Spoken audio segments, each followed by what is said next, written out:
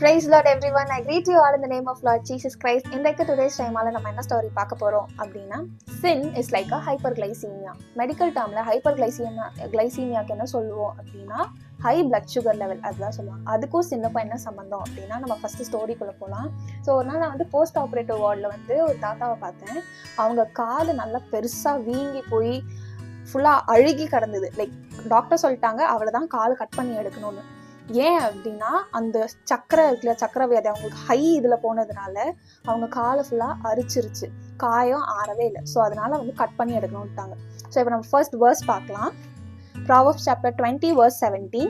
Bread gained by deceit is sweet to a man, but afterward his mouth will be filled with gravel. நீதிமொழிகள் 20வது அதிகாரம் 17வது வசனம். வஞ்சனையினால் வந்த போஜனம் மனுஷனுக்கு இன்பமாய் இருக்கும், பின்போ அவனுடைய வாய் படுக்கை கற்களால் நிரப்பப்படும். இந்த வேர்ஸ் பாக்கி வெர்ஷன்ஸ், ஆம்பிளிஃபைட் வெர்ஷன் சொல்லிட்டு ஒன்று இருக்கும் இல்லையா, அதுல என்ன மீனிங் அப்படின்னு சொல்லிட்டு பார்க்கும்போது போட்டிருந்தாங்க.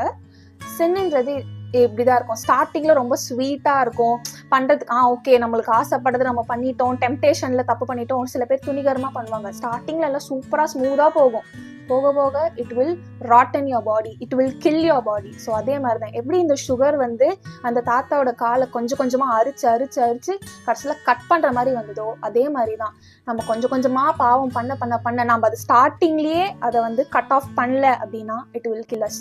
So remember, no matter what, please don't sin because sin is like a hyperglycemia. It will kill us. God bless you.